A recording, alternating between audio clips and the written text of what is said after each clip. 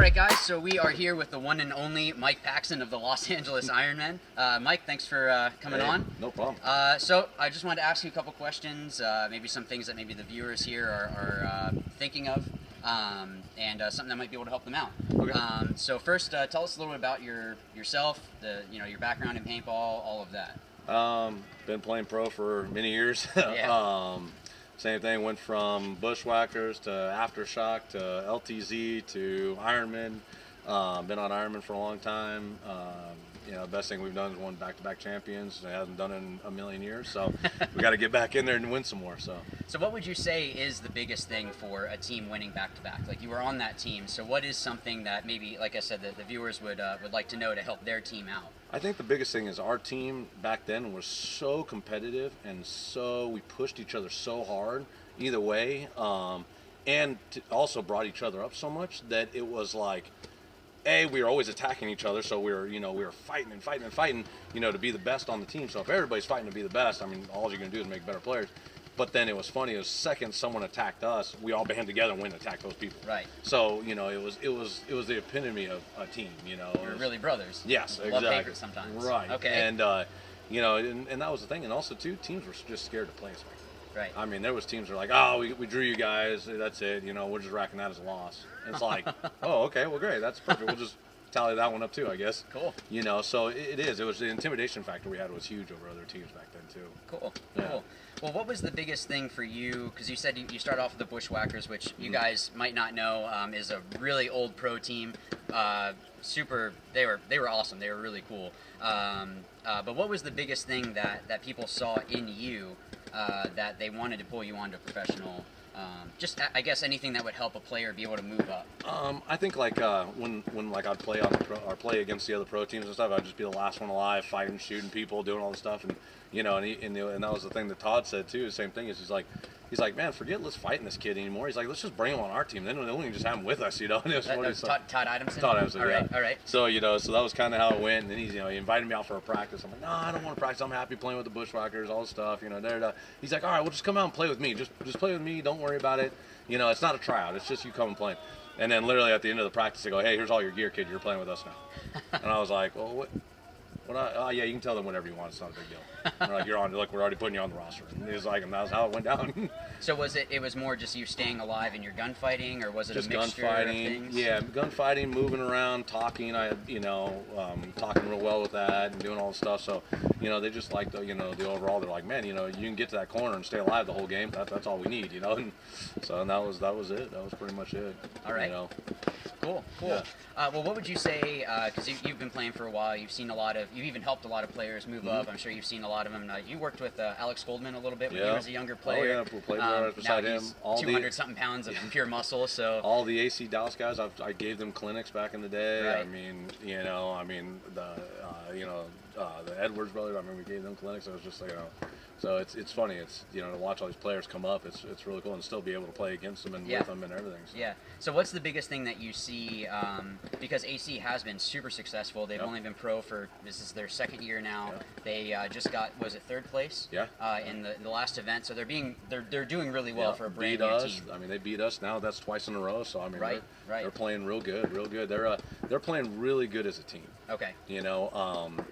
There's not one that's just stunning out all of them. They're just all playing their positions, shooting their lanes, very consistent. I almost call it's almost like a strange style of play where it's like they all do their jobs. No one's flashy, no one's doing anything crazy, no one's killing a ton of people, but they just are all doing their jobs and talking and being a team. Cool. Yeah. Cool. So what would you say for a player that does want to move up what would you say is the biggest thing or the most important thing for a player or a team to be able to move up the ranks, from whether it be D3 to D2 or anything like that? The biggest thing is I think it's just not to be too cocky, but to definitely have that fire to where no one's going to beat me, and if they do, you're going to practice twice as hard as them to then beat them. No one likes a kid that's like, I'm coming up and taking your position. You're like, well, kid, I've been doing this 100 years. It's not going to happen overnight, Right. But you come up and you're like, hey, I really want to play for your team. You tell me what you got to do and I'm doing it. They like that better. And then they just see the fire where, like when you're one of the older guys and you're the last ones out there playing, the kids are all de-geared, talking about, oh, where are we going to eat and doing this and that. You know, the older guys are like, well, wait a minute, why, you know, I'm still drilling. What are you guys doing? You're not, you know, you're not one of the top 10 players. You know, hey, get your ass out here. Right.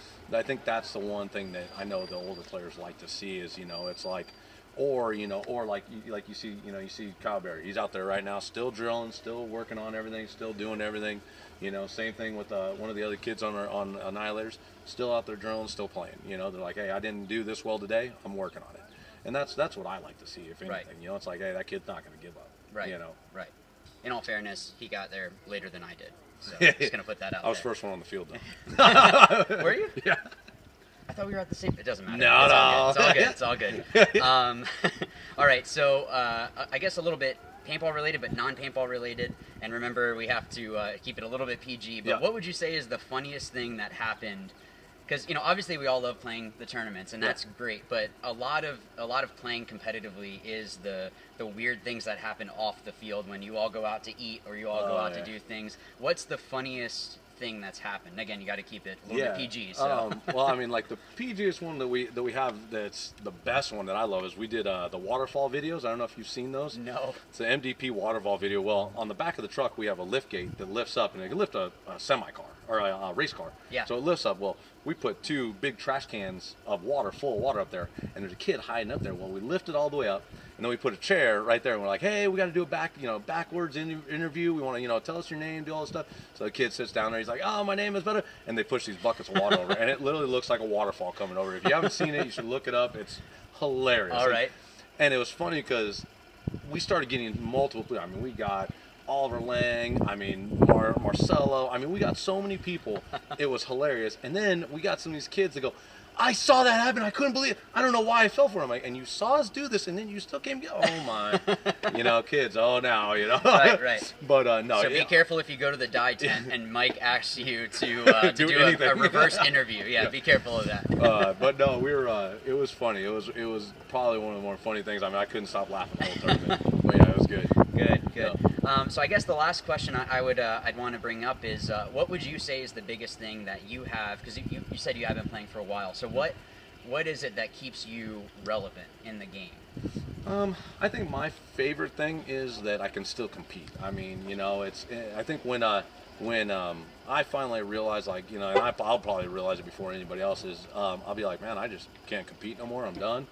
I'll have no problem going out and playing in the woods, having a great time, but you know, I'll be definitely off of, you know, then I'll probably retire off Ironman and do the stuff. But you know, it's funny because I really enjoy playing. I enjoy also too helping the kids go there and helping them drive me to be better and faster and doing everything stronger too.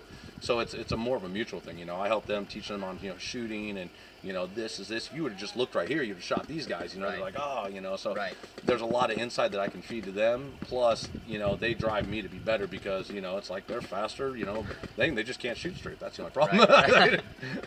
So when I'm annoying you on the field, just go and do drills. Then, okay. Mike's put it on me numerous times, but he's taught me a lot. So. He's shot me too, though. There we go. So you know he's getting better. There we go. Yeah. Well, Mike, I really appreciate it. Problem. But yeah, guys, I'd like to keep doing these videos for, you know, interviews or whatever. So maybe do a shout out of maybe the next player that you'd like to see an interview with, and I'll try to do my best. And maybe any of the guys from Damage, you know, Kyle or Mikey. I'm friends with most of the guys on that team, so I hope this is something that helps you out. And as always, guys, remember, watch, learn, and win. Thanks.